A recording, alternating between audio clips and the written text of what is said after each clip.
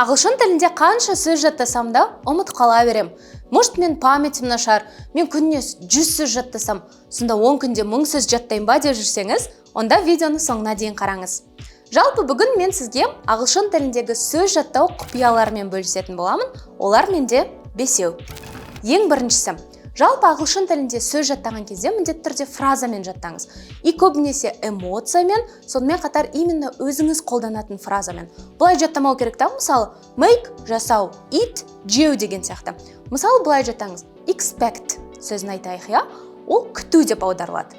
И мен бұлай эмоциялық тұрғыда, мысалы, күйеуіме не деп айтатын едім осы сөзбен?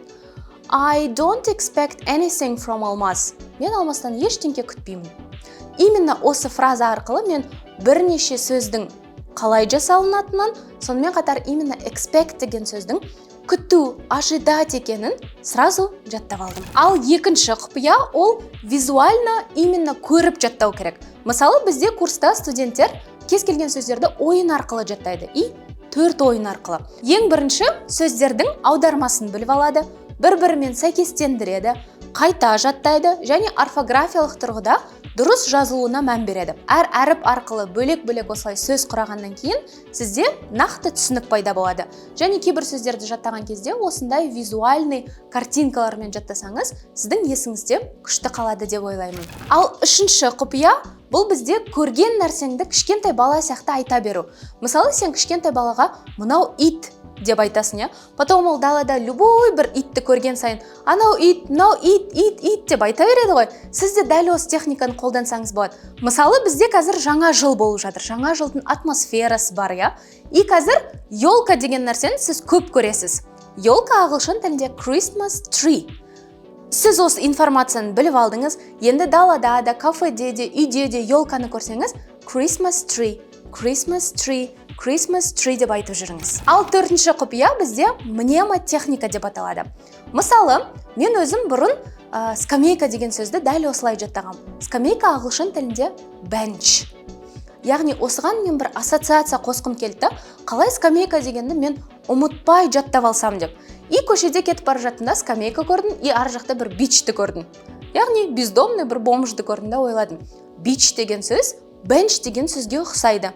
Бич пен скамейка кішкене бір-біріне жақын ғой енді, үнемі далада жатады, олар я ішіп алып деген сияқты.